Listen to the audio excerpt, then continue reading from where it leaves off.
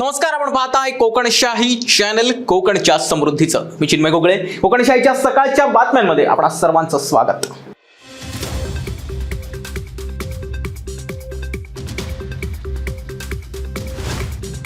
सावंतवाडी शहरात रस्त्यालगत पार्क करून ठेवलेली 40,000 रुपये किमतीची दुचाकी चोरीस गेली आहे. याबाबतची तक्रार सावंतवाडी पोलीस ठाण्यात देण्यात आली आहे.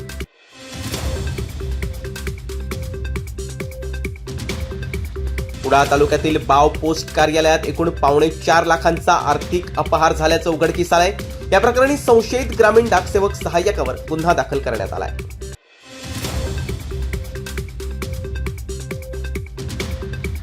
मडोरा जिल्हा परिषद प्राथमिक शाळा नंबर 3 या शाळेचं छप्पर रविवारी रात्री कोसळलं. यात वासे आणि मंगलोर कौलांचं नुकसान झालंय. 2 दिवसात शाळा सुरू होण्याच्या अगोदर ही घटना घडल्यानं मोठा अनर्थ टळलाय.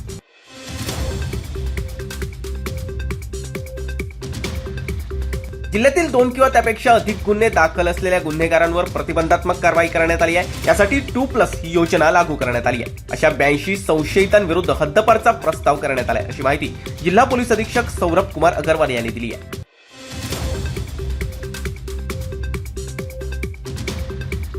वेंगुर्ला येथील बंदर परिसरात जमिनीमध्ये अडकलेल्या स्थितीत असलेल्या ऐतिहासिक 4 तोफांना बाहेर काढण्यात आले.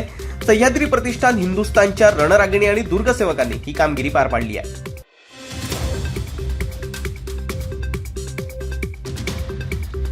पावसाळा सुरू झाला तरी सिंधुदुर्गात पावसाचा लपंडाव अजूनही सुरूच आहे. त्यामुळे सिंधुदुर्गातील शेतकरी चिंतेत सापडल्यात.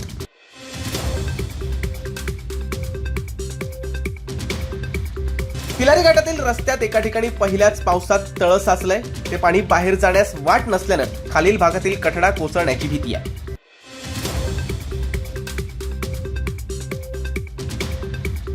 चालकाचा ताबा सुटल्यानं रस्त्याच्या बाजूला असलेल्या दगडाला ट्रक आदळून बेळगाव येथील दोघे गंभीर झालेत. हा अपघात रात्री 2:30 वाजण्याच्या सुमारास बावळाट तपासणी नाक्यापासून काही अंतरावर असलेल्या वळणावर घडलाय.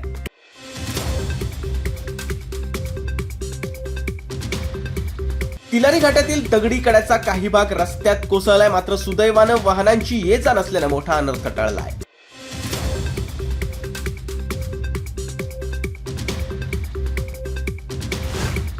आणि याबरोबरच कोकणशाहीच्या सकाळच्या बातम्यांमध्ये इथेच थांबतोय. पण तुम्ही मात्र ताज्या अपडेट्स जाणून घेण्यासाठी कोकणशाहीचं YouTube चॅनल आता सबस्क्राईब करा, फेसबुक पेज लाईक करा आणि Instagram पेजला फॉलो करायला विसरू नका. धन्यवाद.